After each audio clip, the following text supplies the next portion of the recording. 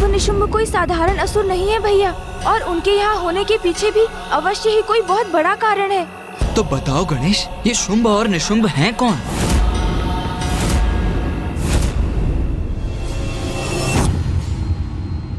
कौन है ये असुर भ्राता शुंभ और निशुंभ? कहां से आए हैं ये? आज से पूर्व यहाँ उपस्थित किसी ने ना इनका नाम सुना और ना ही देखा। फिर भी इनकी शक्ति के समक्ष कोई क्यों नहीं टिक सका? अपने नवीन महानायक को लेकर इन्हीं प्रश्नों के उत्तर ज्ञात करना चाहते हो ना तुम सभी? हाँ, हमें ज्ञात तो होना चाहिए। कौन है ये? कहां से आए हैं ये दोनों? यहाँ कोई इनसे परिचित नहीं है, क्योंकि शुंभ और निशुंभ दीर्घ काल से तपस्या में लीन थे। घोर तपस्या कर अपनी शक्ति में वृद्धि करना चाहते थे,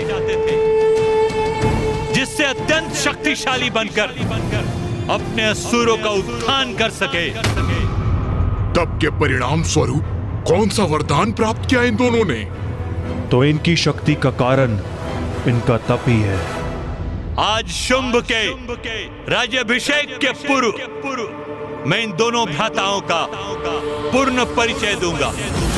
असुरों का नवीन महानायक शुंभ और उसका भ्राता निशुंभ ऋषि कश्यप और प्रजापति दक्ष की पुत्री देवी दानु के पुत्र हैं, और इनका अग्रज भी अत्यंत शक्तिशाली असुर था और उसका नाम था नमूची।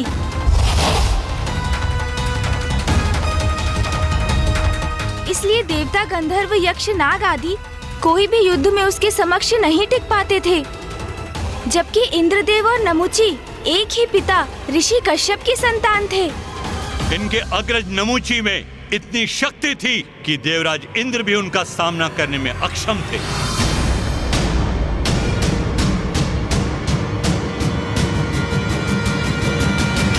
देवराज इंद्र भी सामना नहीं कर सकते थे नमूची का, तो क्या देवराज और नमूची का सामना भी हुआ? किंतु फिर क्या हुआ? नमूची देवराज के आसन पर स्थित क्यों नहीं है?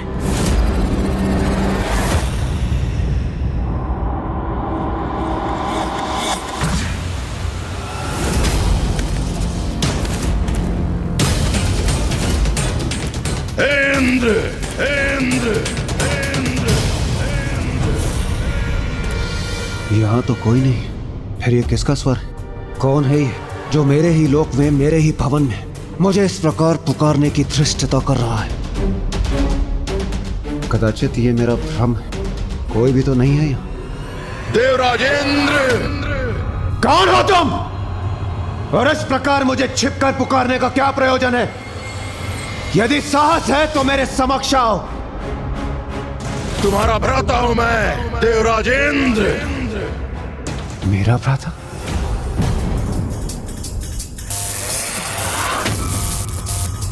मैं हूं नमूची।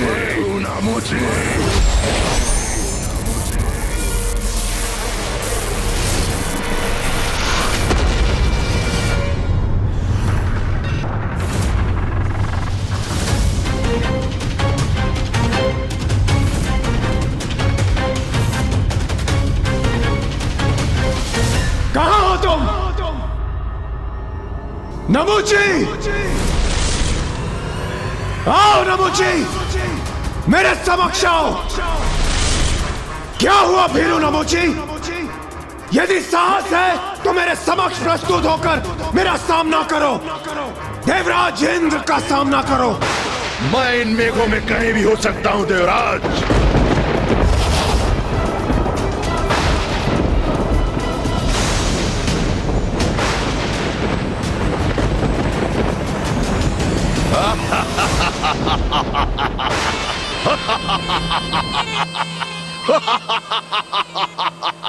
क्या हुआ इंद्र? मेरा उपहार नहीं भाया तुम्हें?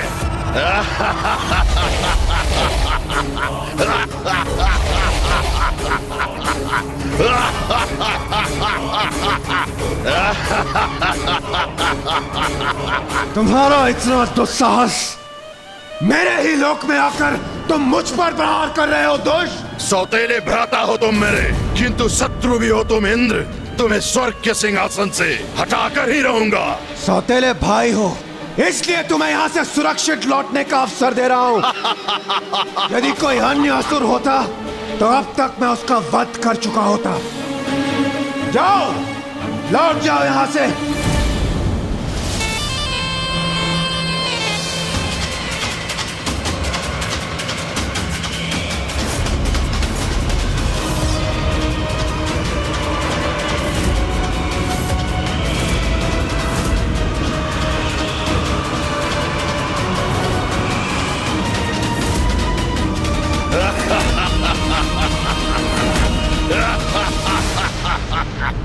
यहाँ से जाने के लिए नहीं, इस स्वर्ग पे अपना अधिकार स्थापित करने आया हूँ मैं, क्योंकि स्वर्ग पर असुरों का ही आधिपत्य होना चाहिए।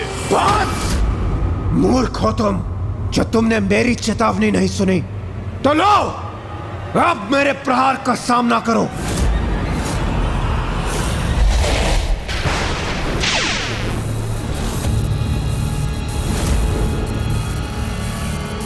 अब तुम्हें कोई नहीं बचा सकता।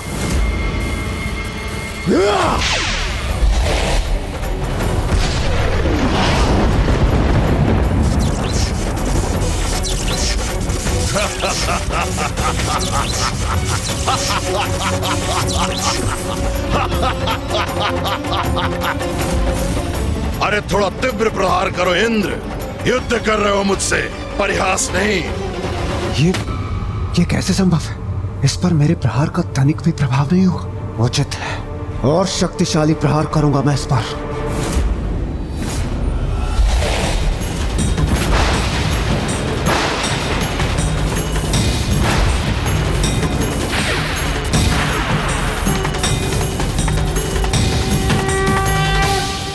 अब कोई तुम्हारी रक्षा नहीं कर सकता नमोची, कोई भी नहीं।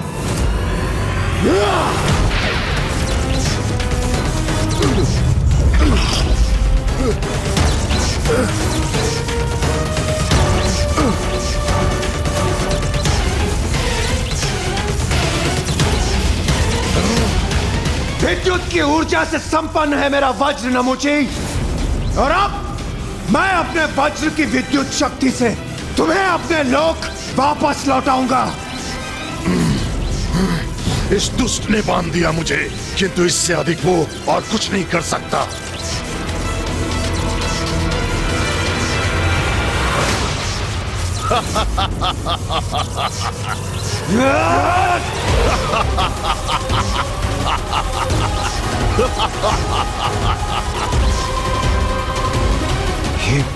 ये तो अब भी अपने स्थान पर अडिग है।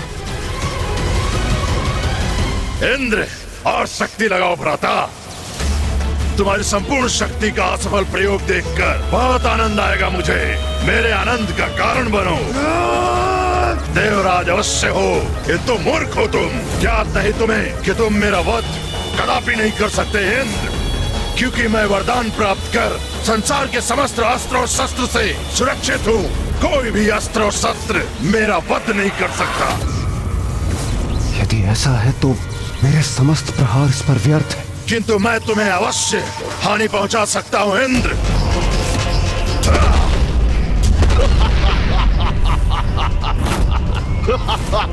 इसने तो स्वयं को मेरे बंधन से मुक्त भी कर ली। मेरे हाथों से तुम्हारी पराजय निश्चित है।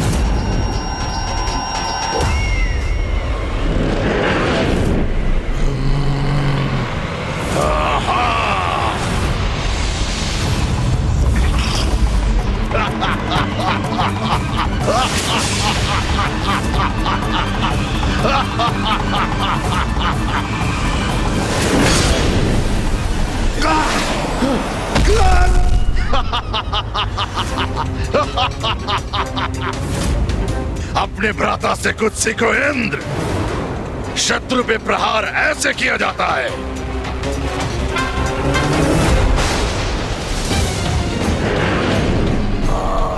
ये तो पुनः वार करने को तैयार है। और शत्रु को धूल दूषित करने के लिए और सशक्त प्रहार ऐसे होता है।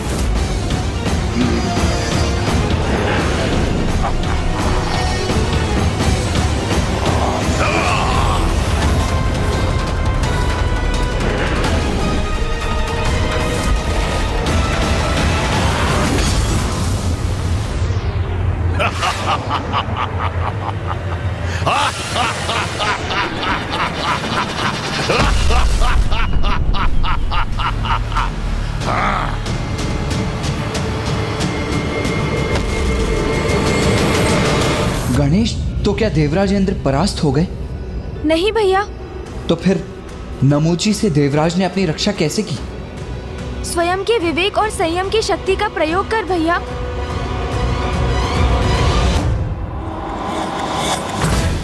अब कहाँ है वो दुष्ट नमूची?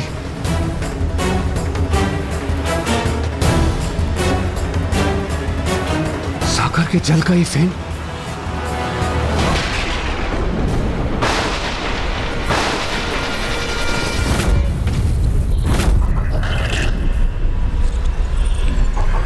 सागर का ये फेन संयुक्त होकर जुड़कर किसी तंत्र युक्त धारदार अस्त्र के समान हो गया है।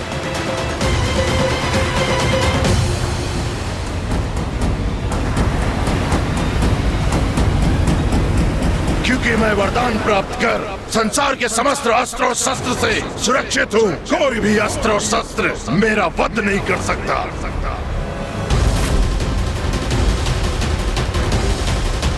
ऐसा अस्त्र जो अस्त्र ना हो।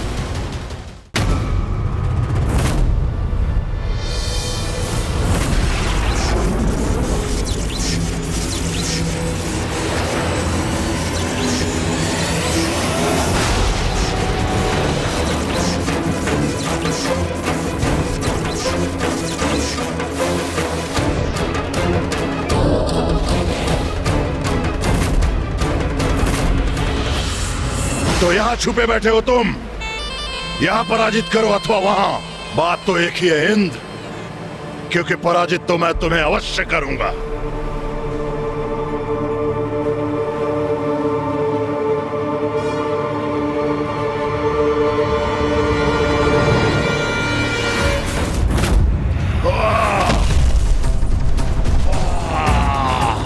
क्या हुआ भ्राता श्री नमूची?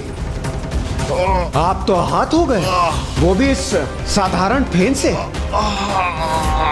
मुझसे चल कर इंद्र, इसका उचित दंड दूंगा तुम्हें।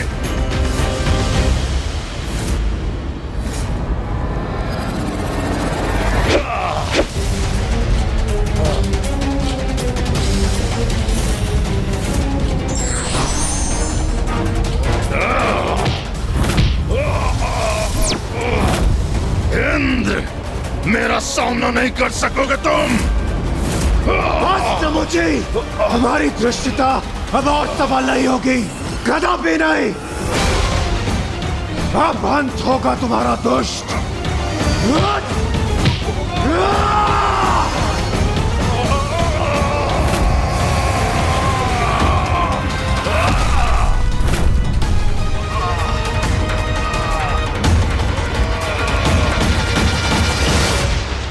दुष्ट नमूची, सागर के जल से उत्पन्न ये फेन ना अस्त्र है और ना ही कोई शस्त्र, किंतु तुम्हारे अंत का उपाय अवश्य है। किसी अस्त्र शस्त्र से नहीं, इसी फेन से होगा तुम्हारा अंत।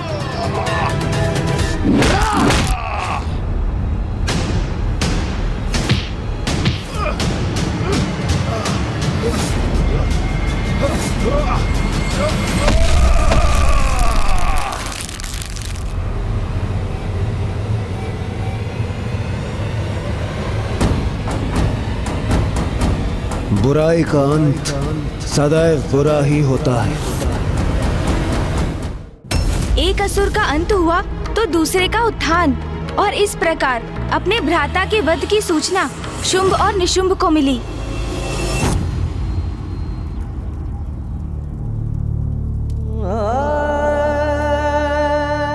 मेरे अग्रज,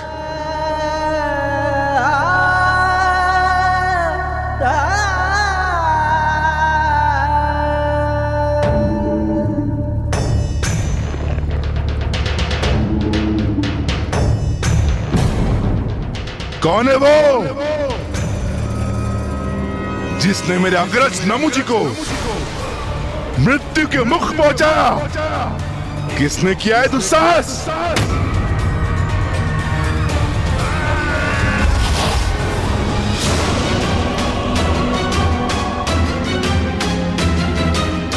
सुना नहीं तुमने? क्या पूछे भ्राता शुंभ? शीघ्र बताओ। किसने वध किया हमारे भ्राता का? बोलो!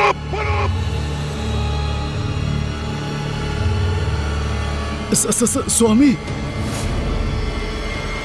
देवराज इंद्र ने ये दुष्कृत्य किया है। स्वामी, देवराज इंद्र ने छल से नमूची जी का वध किया है।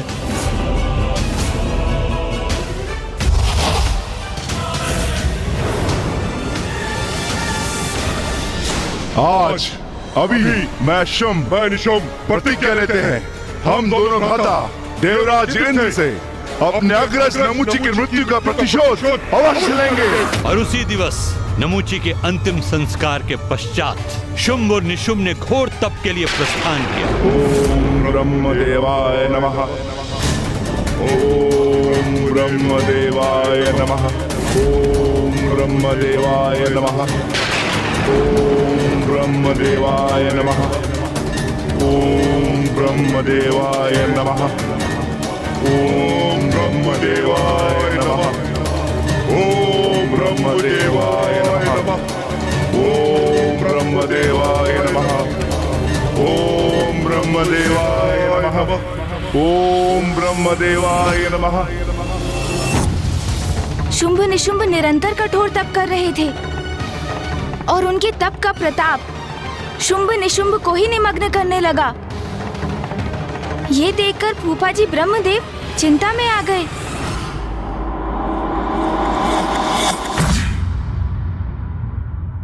ओम ब्रह्मदेवाय नमः। स्वामी, आप शुंभ निशुंभ को वरदान देकर अपनी चिंता दूर क्यों नहीं कर लेते? ओम ब्रह्मदेवाय नमः। ओम ब्रह्मदेवाय नमः। ओम ब्रह्मदेवाय नमः। आप इतने विचारमग्न क्यों हैं स्वामी? ये दोनों कई वर्षों से आपके प्रति भक्तिभाव धारण कर आपकी इतनी कठोर तपस्या कर रहे हैं कि इनके तप से उत्पन्न तेज ही अब इन्हें प्रभावित करने लगा है।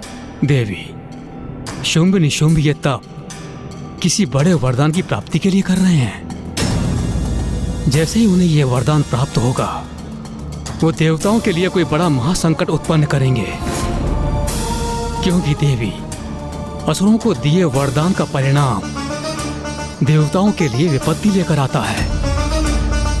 ये ज्ञात होते हुए भी मैं इन दोनों को वरदान देने के लिए विवश हूं, क्योंकि तप के फलस्वरूप वरदान देना मेरा धर्म है और इस धर्म से पीछे मैं नहीं हट सकता। कैसी दुविधा है ये? स्वामी का वरदान कदाचित देवताओं की विपत्ति का रूप धारण करेगा, किंतु वो शुंभ निशुंभ की कठोर तपस्या, उनकी पुकार का कोई प्रत्युत्तर ना दे तो भी तो ये देव धर्म की मर्यादा का उल्लंघन होगा। क्या करें, किसी न किसी निष्कर्ष पर तो आना ही पड़ेगा। ओम ब्रह्मदेवाय नमः। ओम ब्रह्मदेवाय नमः। ओम ब्रह्मदेवाय नमः।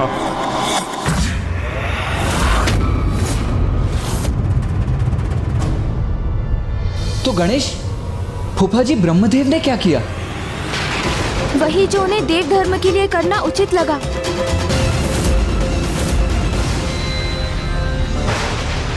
ओम ब्रह्मदेवाय नमः। ओम ब्रह्मदेवाय नमः। ओम ब्रह्मदेवाय नमः। ओम ब्रह्मदेवाय नमः। ओम ब्रह्मदेवाय नमः। ओम ब्रह्मदेवाय। पुत्र शुंभ निशुंभ, मैं तुम्हारी तपस्या से प्रसन्न हुआ। कहो, क्या वरदान चाहते हो? प्रणाम ब्रह्मदेव, हमें अमरत्व प्रदान कीजिए। अमरत्व का वरदान तो मैं तुम्हें नहीं दे सकता। इसके अतिरिक्त जो चाहे मांग लो। तो आप मुझे ये वरदान दीजिए ब्रह्मदेव कि मेरा अंत मात्र नारी शक्ति से हो, स्त्री के अतिरिक्त कोई मेरा अंत ना कर सके।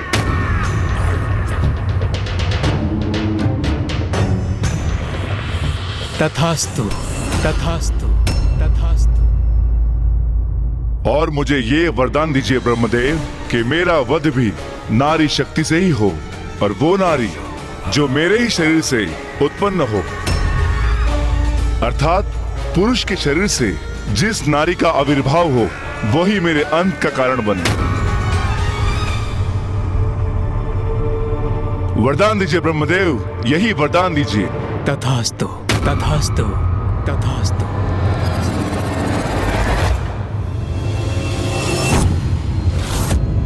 उनके ही शरीर से उत्पन्न स्त्री शक्ति, ये कैसे संभव है? यही तो विशेष बात है भैया कि अब चालाकी से प्राप्त किया हुआ ये वरदान ही उनके अंत का कारण बनेगा।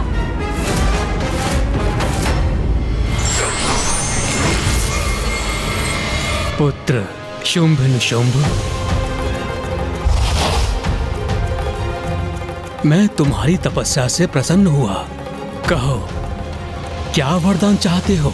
मुझे ये वरदान दीजिए ब्रह्मदेव कि मेरा अंत मात्र नारी शक्ति से हो। और मुझे ये वरदान दीजिए ब्रह्मदेव कि मेरा वध भी नारी शक्ति से ही हो, और वो नारी जो मेरे ही शरीर से उत्पन्न हो।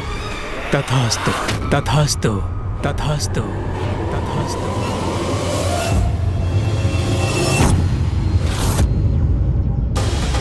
भले ही ब्रह्मा जी ने शुंभ को अमरत्व होने का वरदान नहीं दिया, किंतु जो वरदान दिया वो भी अमरत्व से कम नहीं था। धन्यवाद ब्रह्मदेव, आपको कोटि कोटि प्रणाम।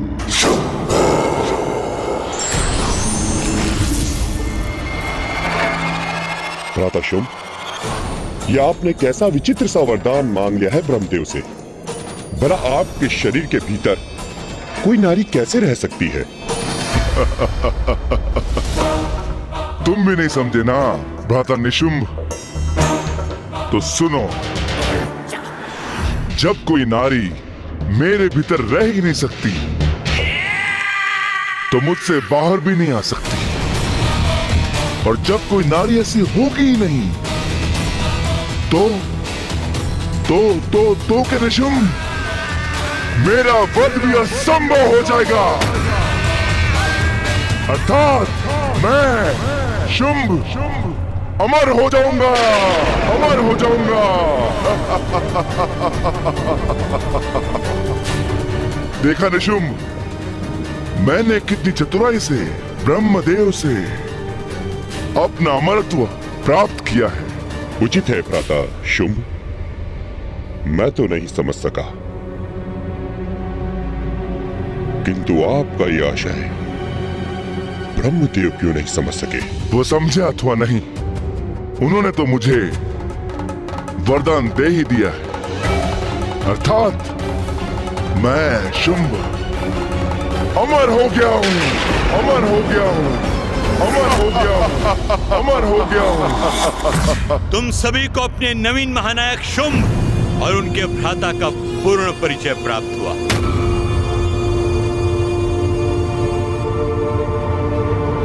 अब मैं असुर गुरु शुक्राचार्य शुंभ को असुरों के महानायक का पद सौंपता हूँ।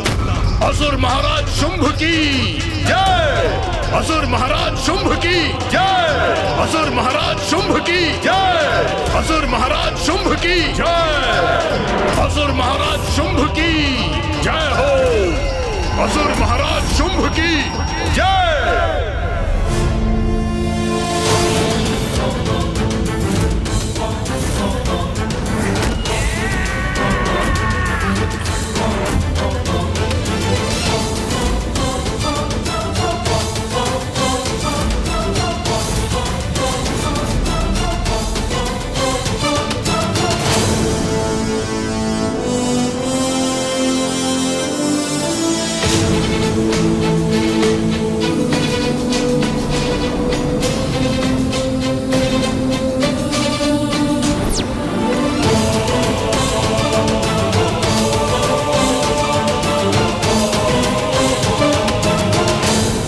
कल्याण हो शुंभ, विजयी भव।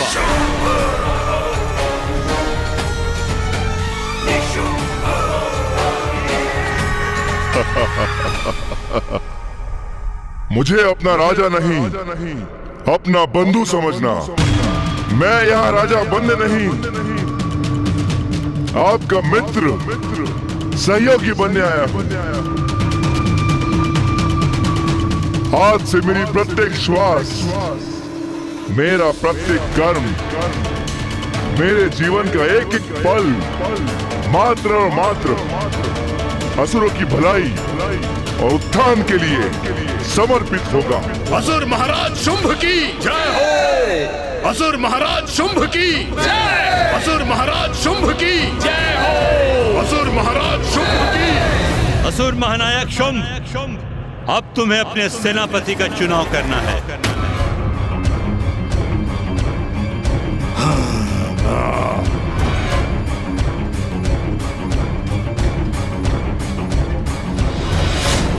मेरे सेनापति कौन होंगे, ये तो स्पर्धा के समय ही निश्चित हो गया था गुरुदेव।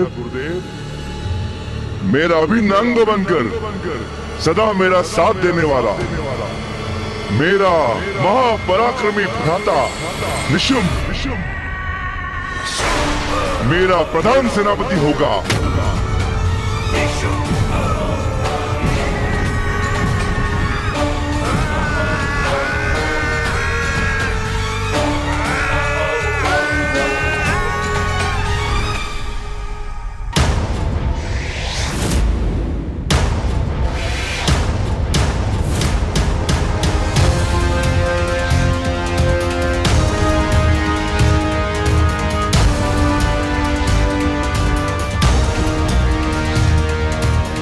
असुर महानायक निर्धारित करने की स्पर्धा में रक्त बीज हमसे पीछे थे, इसलिए वो भी मेरे प्रधान सेनापति होंगे।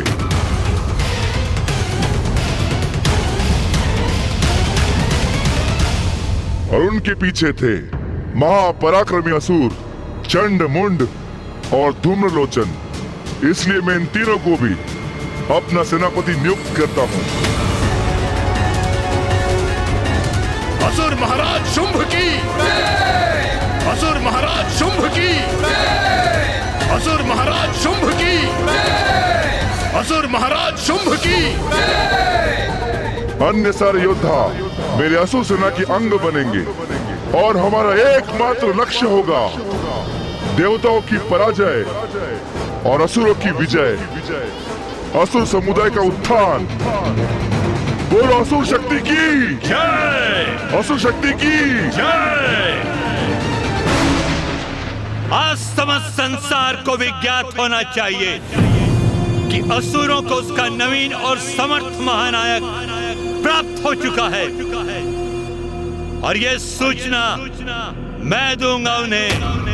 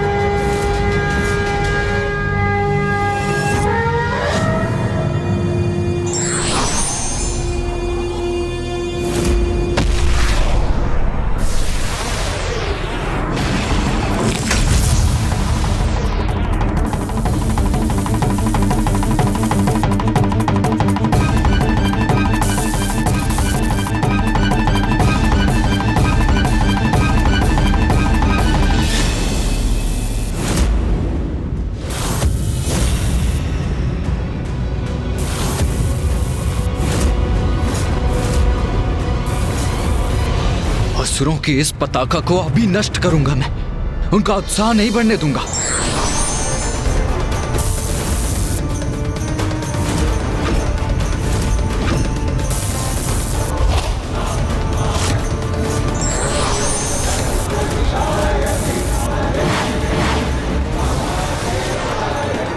भैया, ये आपने क्या कर दिया?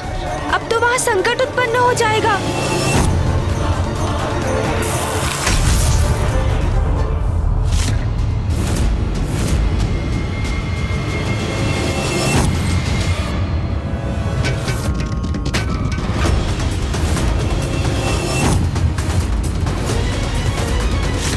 ये क्या हुआ? हमारी असुर पताका खंडित कैसे हो गई? ये कैसे अनिष्ट का संकेत है? तो कदाचित देवताओं को ज्ञात हो ही गया। उनकी इस उदंडता का भी उचित दंड दूंगा उन्हें। ये उचित नहीं हुआ।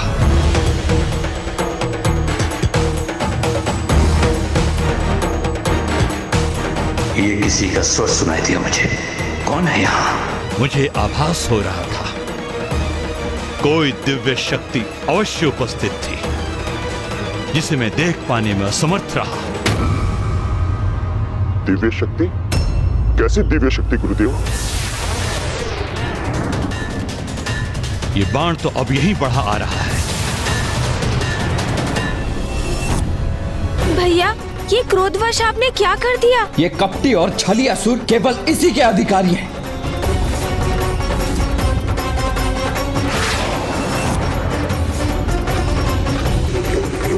अरे ये बाण तो पताका को नष्ट कर अब हमारे असुर महाराज की ओर बढ़ रहा है। ये तो घोर संकट है।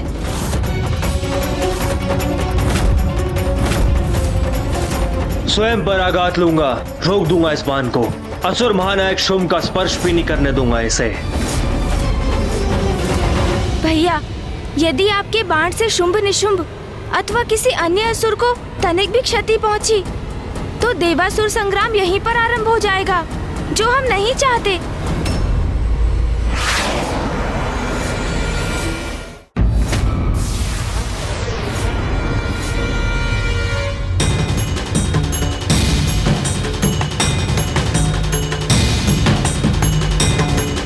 उचित कहता है गणेश। यदि अभी देवासुर संग्राम हुआ तो क्षति देवताओं को ही पहुंचेगी।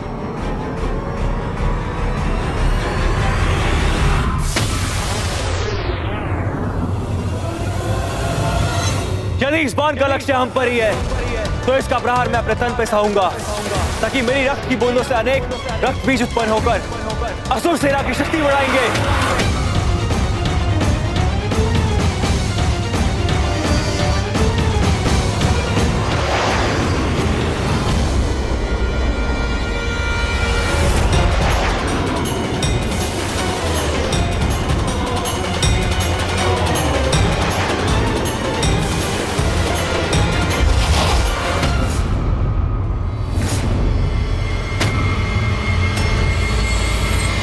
मुझे क्षमा करना गणेश। क्रोध के प्रभाव में अपना धैर्य खो बैठा था मैं। मुझे ज्ञात था यहाँ हमारे मध्य किसी अवांछित उपस्थिति का आभास था। मुझे कोई दिव्य शक्ति थी गुप्त रूप से यहाँ पर, और हमें आभास भी नहीं हुआ। हमारी पताका खंडित कर दी उस शक्ति ने। अपमान किया है असुर शक्ति का। कदाचित असुरों पर संकट का संकेत है ये। आप इतने चिंतित क्यों हैं, असुर गुरु? चिंतित क्यों हूं मैं? असुर महानायक शुंभ, मैं आपको बता रहा हूं कि यहाँ पे कोई दिव्य शक्ति थी, फिर भी ये प्रश्न आप मुझसे पूछ रहे हैं। चिंता त्याग दीजिए असुर गुरु। देखिए आपके समक्ष कौन है। मैं शुंभ, सर्वशक्तिशाली शुंभ, जिसे आपने अभी असुरों का महानायक घोषित किया है। असुर गुरु, मैं अकेला नहीं हूं। मेरे पराक्रमी सेनापतियों और योद्धाओं का साथ मुझे प्राप्त हुआ है। इसीलिए वो जो भी कोई था उसे ये ज्ञात हो जाएगा कि मेरे नेतृत्व में मेरी असुर शक्ति अब महाशक्ति बन चुकी है। छिपकर हम असुरों पर घात करना, ये देवताओं के ही लक्षण है भ्राता। हमें लगता है यह भी किसी देवता का ही छल है। छल और बल में भारी तो बल ही पड़ेगा, भ्राता निशुंभ, एक बाण से हम भयभीत नहीं होंगे। ये जिसने भी किया है, देवता या दिव्य शक्ति, उसे उसका दंड अवश्य प्राप्त होगा।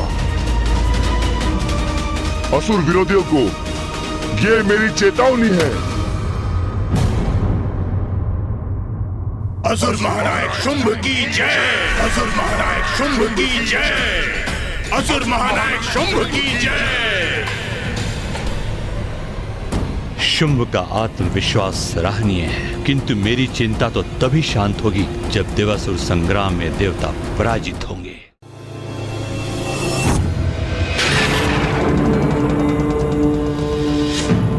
मुझे आभास हो रहा है भैया, संकट निकट है। हमें शीघ्र देवराज इंद्र का आवाहन कर उन्हें भी सचेत करना चाहिए। आप सर्वथा उचित कह रहे हैं गणेश जी। देवराज इंद्र और अन्य देवताओं को इस संकट के प्रति सतर्क हो जाना चाहिए था।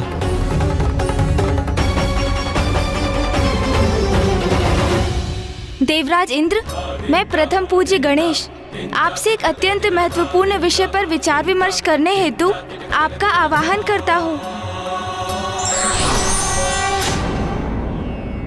प्रथम पूज्य गणेश जी, कुमार कार्तिकेय और ऋषि मार्कंडे, आप सभी को मेरा प्रणाम। प्रणाम देवराज। प्रणाम देवराज। गणेश जी, आप कुमार कार्तिकेय और ऋषि मार्कंडे के साथ अभी तक यहीं पर स्थित हैं। मेरा तो अनुमान था कि आप अब तक लौट गए होंगे।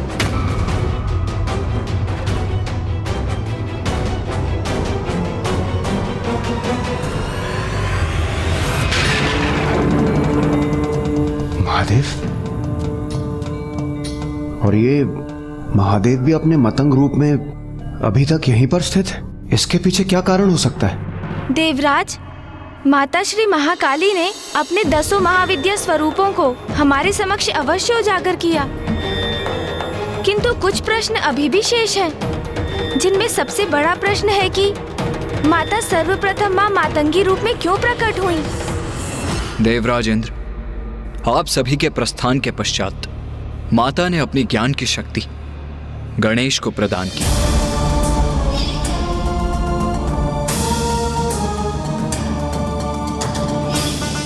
और अपनी आगे की शेष कथा बताने का दायित्व भी उसे सौंपकर वो अचानक अंतर्ध्यान हो गई। उनके अंतर्ध्यान होने के उपरांत हम महादेव से ज्ञात करने यहाँ पहुंचे कि माता एकाएक कहाँ चली गईं, किंतु यहाँ पाया कि महादेव अभी भी ध्यान में लीन हैं।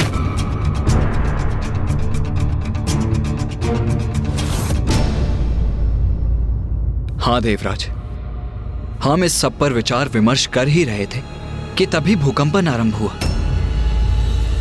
और जैसे ही हम उसका स्रोत ढूंढने निकले तो इसके परिणाम स्वरूप हमारे समक्ष एक और बड़ा रहस्य उजागर हुआ। रहस्य? हाँ देवराज, देवताओं के विरुद्ध असुर पुनः संगठित हो चुके हैं। अब असुर शक्ति के उदय का समय आ गया है। अब बहुत हुई पराजय, अब जय होगी असुरों की। इस सम्मेलन में एक नहीं अपितु अनेक शक्तिशाली असुरों ने अपनी शक्ति का प्रदर्शन किया।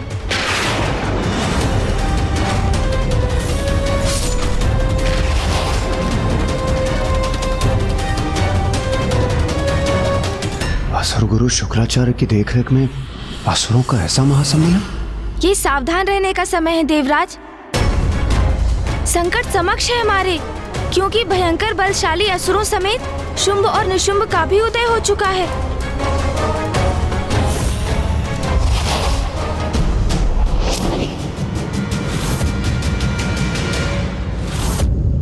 किंतु गणेश जी, कौन है ये शुंभ निशुंभ? नमूची के भ्राता है ये दोनों शुंभ निशुंभ।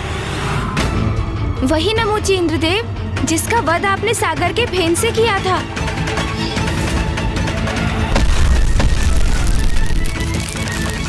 गणेश जी, देवताओं के लिए महासंकट बन चुका था नमूची, जिस कारण मुझे उसका वध करना पड़ा। हमारा घोर शत्रु था वो।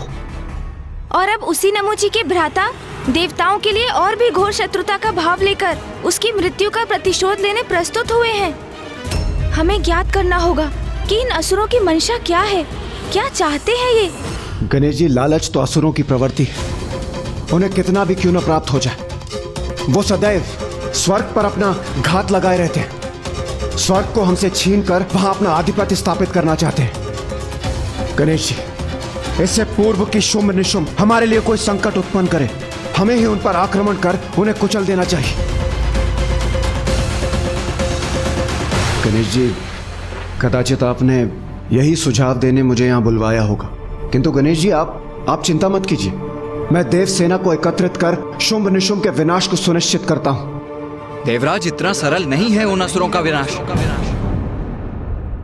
इतना सहज नहीं है इस समस्या का समाधान। सेनापति कुमार कार्तिकेय, मैं कुछ समझा नहीं। आपके नेतृत्व में देव सेना इन दुष्टों पर अवश्य विजय प्राप्त करेगी, मुझे पूर्ण विश्वास है। देवराज, शुंभ निशुंभ का वध एकमात्र माता के हाथों से ही संभव है। हाँ, ब्रह्मदेव का वरदान है इन्हें कि इनका अंत स्त्री शक्ति से ही हो सकता है।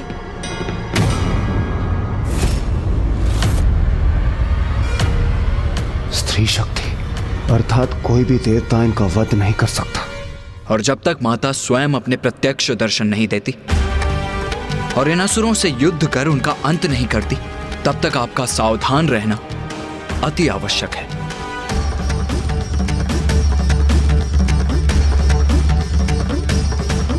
और आपको ये भी ज्ञात होना चाहिए देवराज कि इस बार मात्र इन 2 असुर शुंभ निशुंभ से ही आपका सामना नहीं, अपितु इनके साथ असुर सेनापतियों के रूप में असुर महायोद्धाओं का एक संपूर्ण समूह है।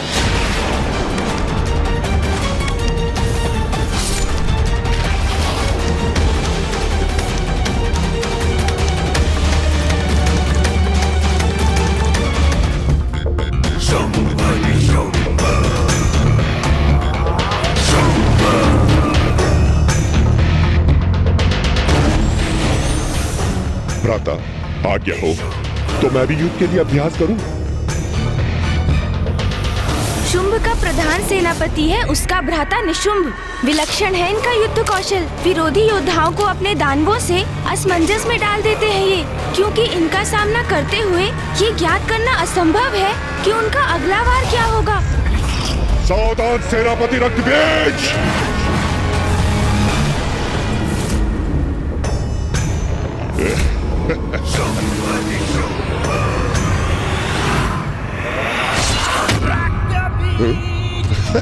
शुंभ का दूसरा सेनापति है रक्तबीज, और रक्तबीज अपने रक्त की बूंदों से अपने प्रतिरूपों को उत्पन्न करने की क्षमता रखता है। चंड और मुंड अपनी अति प्रचंड विद्युत शक्ति से कुछ भी भस्म कर सकते हैं, और धूम्रलोचन जो निर्जीव पदार्थों से अपनी सेना उत्पन्न करने में सक्षम है।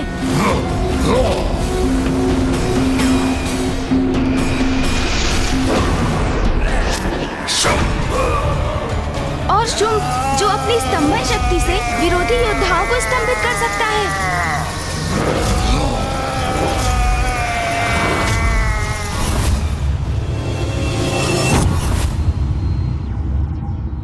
गणेश जी, कुमार कार्तिकेय, ये सत्य है।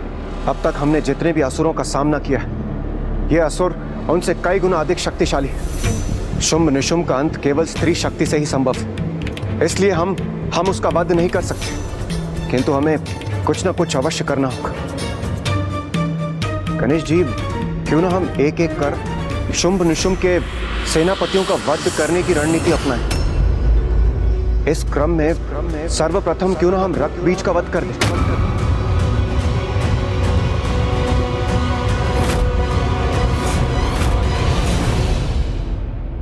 रक्तबीज का वध तो मुझे असंभव प्रतीत हो रहा है। क्यों गणेश? क्यों असंभव है उसका वध? हाँ गणेश जी, इतना शक्तिशाली क्यों है? कौन है ये रक्तबीज? प्रतीत होता है कि माता ने उन्हें जो शक्ति प्रदान की है, उसकी सहायता से गणेश जी ने उस रक्त बीज के विषय में सब कुछ ज्ञात कर लिया है।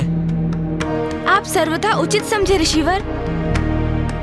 असुर सेनापति रक्त बीज का जन्म ऋषि कश्यप और माता दनु के पुत्र रम की चिता से हुआ था, और रक्त बीज को प्राप्त शक्तियों के पीछे पिताश्री का ही आशीर्वाद है। हाँ भैया, उसने महादेव की घोर तपस्या की।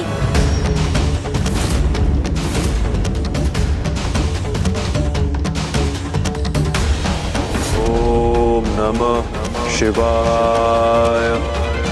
ओम नमः शिवाय। ओम नमः शिवाय। अनेक वर्षों तक तप में लीन रहकर रक्तबीज पिताश्री की आराधना करता रहा। ओम नमः शिवाय। ओम नमः शिवाय।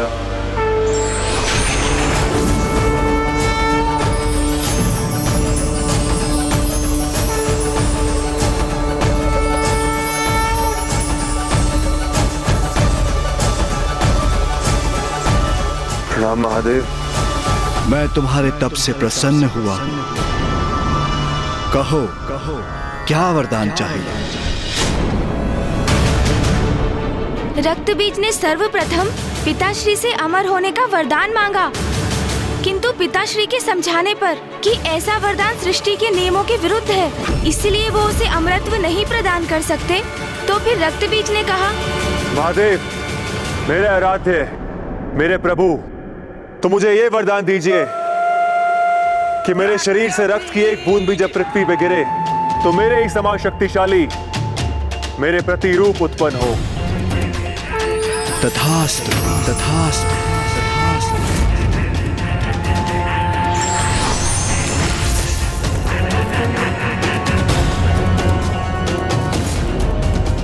आज रक्तबीज नाम है मेरा, जो शत्रु मेरा रक्त बहाएगा वो मुझे और शक्तिशाली बना देगा। रक्तबीज पर प्रहार होते ही उसके रक्त से उसके समान असंख्य असुर उत्पन्न होंगे और फिर उन असुरों के रक्त से भी और असुर प्रस्तुत होंगे। और यही वरदान पिताश्री ने दिया। इसलिए मेरे अनुसार इससे युद्ध कर इसका वध करना अत्यंत जटिल कार्य है।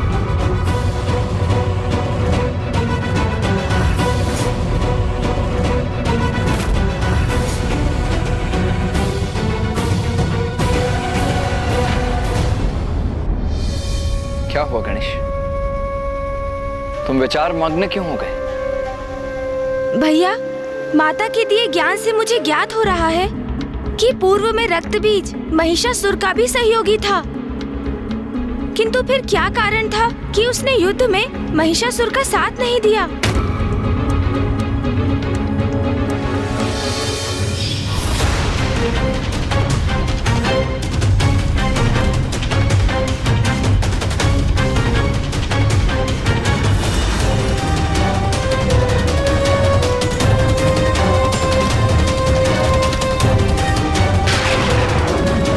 कदाचित युद्ध से डरकर ही वो लौट गए होंगे।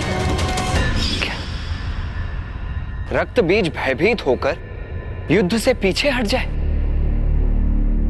वो ऐसा योद्धा तो प्रतीत नहीं होता गणेश। अवश्य महिषासुर और उसके बीच कोई ना कोई मतभेद रहा होगा। किंतु कुमार कार्तिकेय, उसने महिषासुर का साथ छोड़ भी दिया तो उसमें हमारा क्या लाभ?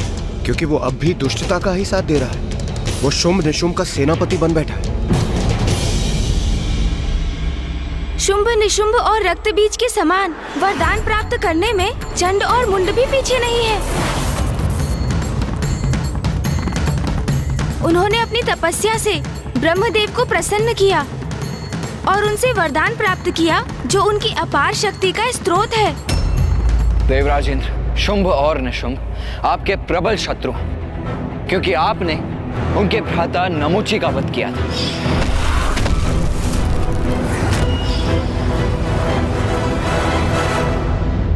और रक्तबीज, धूम्रलोचन, चंडमुंड और शुंभ निशुंभ सबके एक साथ आने के दो कारण हैं।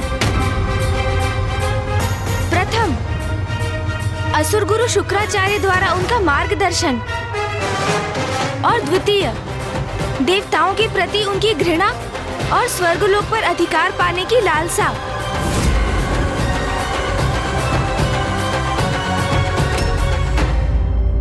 मुझे सतर्क करने के लिए आप सभी का धन्यवाद। मैं आज ही देव सभा में देवताओं की रणनीति सुनिश्चित करने के लिए अन्य देवताओं से मंत्रणा करूंगा। देवराज, माता के प्रकट होने तक देवता और स्वर्ग इन असुरों से कैसे सुरक्षित रहेंगे? इसलिए रणनीति नहीं, मंत्रणा कीजिए इसकी।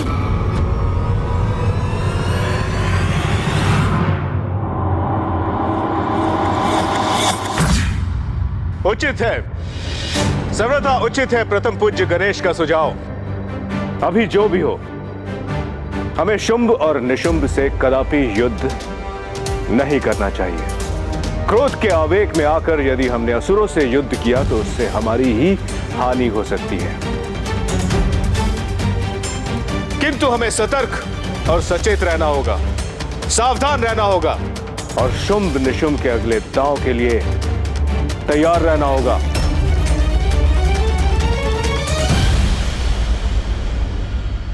देवराज की जय हो। देवराज, प्रणाम देवराज। देवराज, असुर महानायक शुंभ ने अपने दूत को आपसे भेंट करने के लिए भेजा है। वो द्वार पर आपकी अनुमति की प्रतीक्षा में है। उन्हें यहाँ राजसभा में प्रस्तुत किया जाए। जो आज्ञा। दूत भेजें? किंतु देवगुरु बृहस्पति, शुंभ ने अपने दूत यहां क्यों भेजे होंगे? कारण जो भी हो देवराज, हमारा सतर्क रहना ही उचित होगा।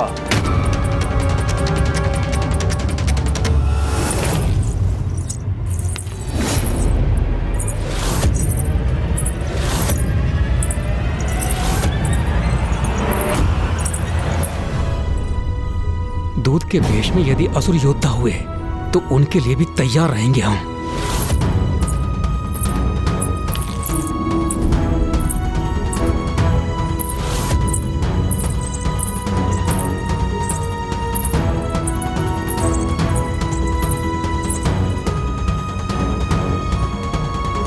क्या संदेश लाए होंगे ये असुरदूत?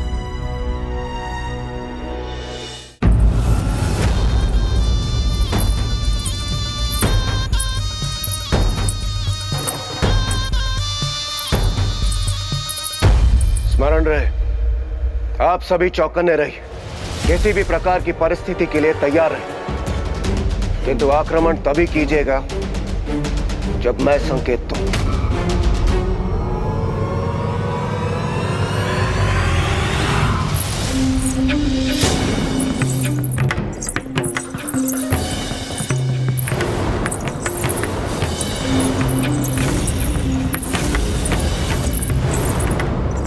ये तो पायल की छनछन है। तो क्या असुर स्त्रियां दूध बनकर आई?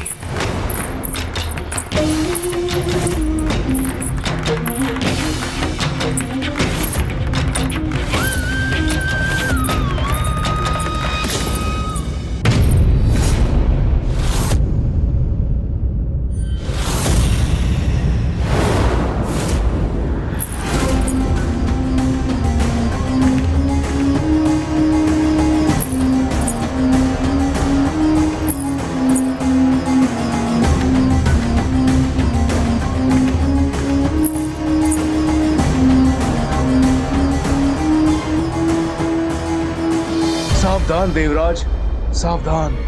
इस सुंदरी के रूप में असुरों का छल हो सकता है ये।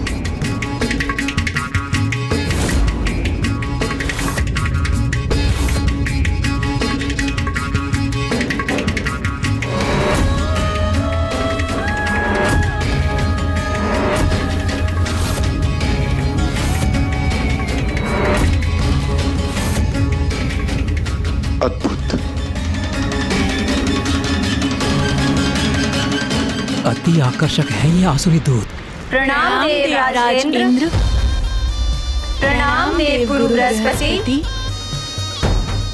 प्रणाम देवगण।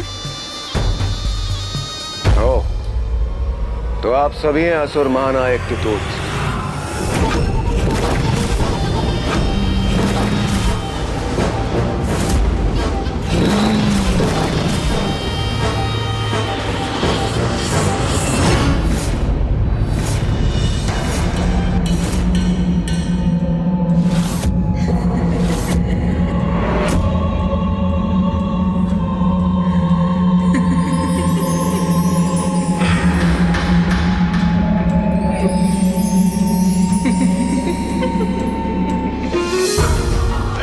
नहीं होता आसुरी स्त्रियों का इतना अद्भुत सौंदर्य। हाँ देवराज, मैं स्वर्णलता हूँ।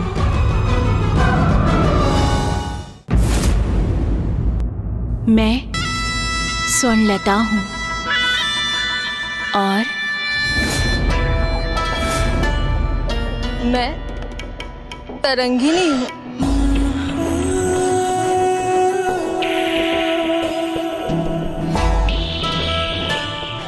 और मैं रजत लता।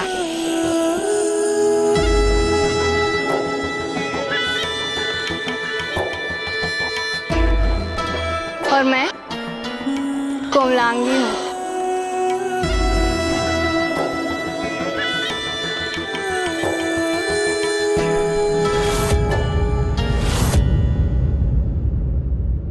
हम सभी असुर महानायक शुंभ के दूत हैं।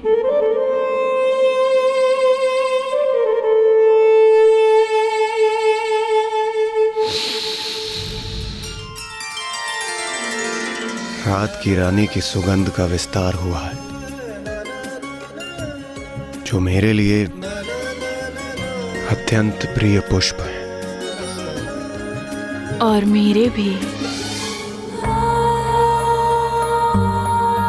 स्वर्ग की अप्सराओं से भी अधिक सौंदर्य है आप सभी का। मुझे ज्ञात नहीं था पाताल के गर्भ में भी इतना अनुपम सौंदर्य छिपा है।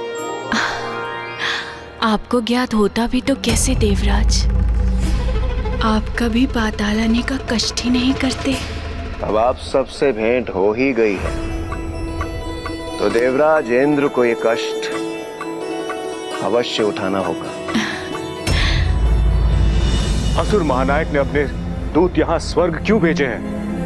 क्या कारण है आपके यहाँ आगमन का?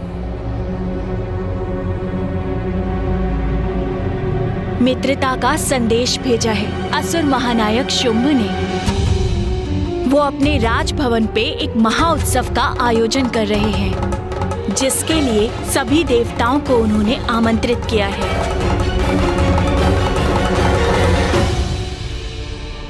किंतु उन्होंने ये भी कहा है कि हमारी मित्रता स्वीकार कर सभी देवगण हमारे उत्सव में पधारें, अन्यथा हमसे युद्ध करें।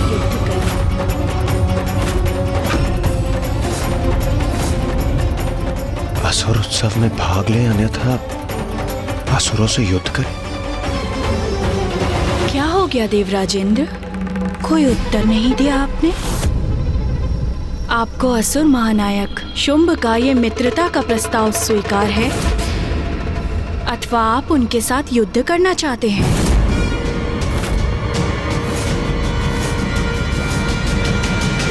कहिए, हम आपका क्या संदेश लेकर जाएं उनके समक्ष? अरे स्वर्णलता, तुम भी ना, ये कैसा प्रश्न पूछ लिया तुमने? क्या हुआ रजतलता? क्या हमने देवराज से कोई अनुचित प्रश्न पूछ लिया? अरे देवराज इंद्र है स्वर्णलता, अत्यंत रूपवान, अपनी तेज से किसी को भी मोहित कर लेते हैं। सुकोमल प्रतीत होते हैं किंतु भीतर से अत्यंत कठोर। ये भला किसी से मित्रता क्यों करने लगे? उचित कहती हो रजतलता, मैं तो इनके रूप पर मोहित हूँ, इसलिए विश्वास कर लिया था कि ये हाँ ही कहेंगे। किंतु मैं एक तुच्छ दासी मात्र हूँ, और ये कहा सर्वसमर्थ देवराज इंद्र। अरे तुम किस भ्रम में पड़ गई हो? हमसे मित्रता थोड़ी ना करेंगे ये असुर महानायक का प्रस्ताव स्वीकार भी करेंगे तो भी मित्र उनके ही बनेंगे स्वर्णलता। ज्ञात है रे, किंतु तरंगिनी, जो हमारे महानायक के मित्र होंगे वो हमारे भी तो मित्र हो सकते हैं ना? स्वर्णलता, रजतलता, तरंगिनी, बात तो एकदम स्पष्ट है। हमने देवराज इंद्र को 2 परिस्थितियों में चुनाव करने का प्रस्ताव दिया, किंतु वो शांत ही हैं।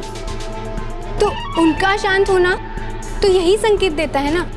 ना ही वो असुर महानायकों से मित्रता करने के इच्छुक है, ना ही उन्हें हमारी मित्रता का कोई मोह। अब तो हमें शीघ्र ही जाकर असुर महानायक शुंभ को ये संदेश दे देना चाहिए कि इंद्रदेव ने उनकी मित्रता को ठुकरा दिया।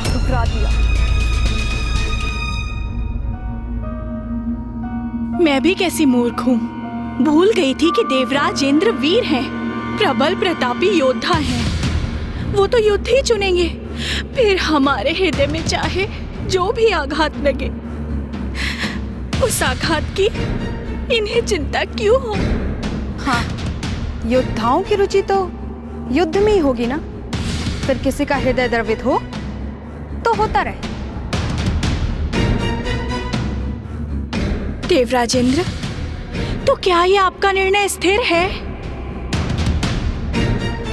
क्या हमें निराश होकर लौट के जाना पड़ेगा? देवराज इंद्र,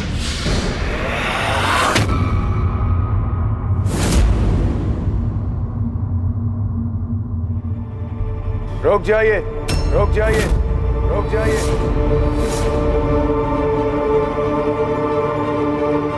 असुरों की मित्रता मुझे स्वीकार, मुझे स्वीकार।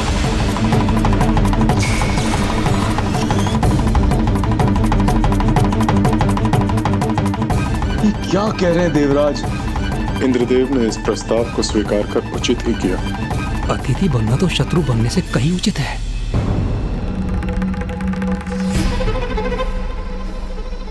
हाँ देवराज इंद्र, आप अनुमान नहीं लगा सकते कि आपने कितनी प्रसन्नता दी है मुझे। मेरे आनंद की कोई सीमा ही नहीं है।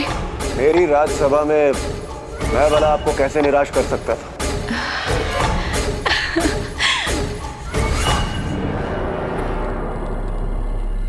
बलशाली तो मैं अवश्य हूं, किंतु मेरा भी हृदय, जो कि अत्यंत कोमल है, और वो आपके हृदय की पीड़ा को भला कैसे सह सकता था? हम सभी को हमारे असुर उत्सव में आपकी और अन्य देवताओं की प्रतीक्षा बड़ी अधीरता से रहेगी।